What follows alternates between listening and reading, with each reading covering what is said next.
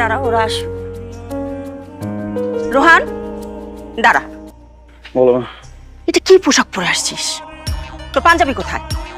আমি শার্ট প্যান্টে কমফোর্টেবল না। কালো রং কেন?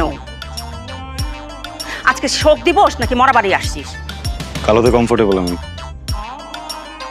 দুদিন পর পর ঠোঁট ফাটা আসিস, মানুষকে না হয় বলা যাবে অ্যাক্সিডেন্ট করে ঠোঁট ফাটছে, কিন্তু ঠোঁটের কি অবস্থা? কালো কুচকুচ করছে।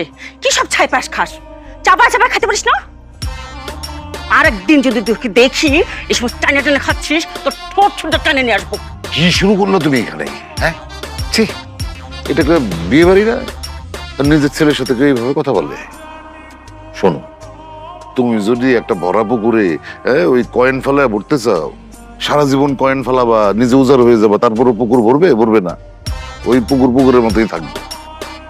ছাগলটার এত কথা বলে লাভ কি? কোনো লাভ আছে? কিছু শোনেছে? তুমি তো মানুষের ছেলে পয়দা করো নাই, তুমি একটা মানব দেওয়াল পয়দা করছো, যার কোনো কান চোখ কিচ্ছু নাই, চোখের পর্দা নাই। অপদার্থ একটা। আব্বা, বিয়ে বাড়িতে আসছি, সাবধানে থাকবি, কোনো রকম হট্টগোল করবি না কিন্তু। পকেটের ভিতর বোম আসছে, ফাটাই দিতে পারি। কি রে বন্ধু, বিয়ে বাড়িতে আইসি না কই আইসি কি? ফাজিল ছেলে কোথাকার! এই, তুই মারামারি করছস, কিন্তু কোন সাহসে তুই তোর চাচার সামনে বিড়ি ধরাইছস? হ্যাঁ, ছেলে বড় হয়েছে না, এত বড় ছেলের গায়ে কেউ হাত তোলে? এই তুমি চুপ করো, তোমার বলছি না কথার মাঝখানে কথা বলবো না। এই, তোর লজ্জা করে না? তুই যে মানে এই সুমিত্রামি করে বেড়াস। লজ্জা করে না, গুড ফিল হইতেছে।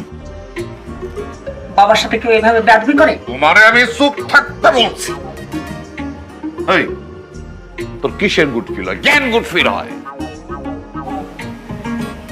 কারণ আমি যেটা বলছি আমি সেটা করছি।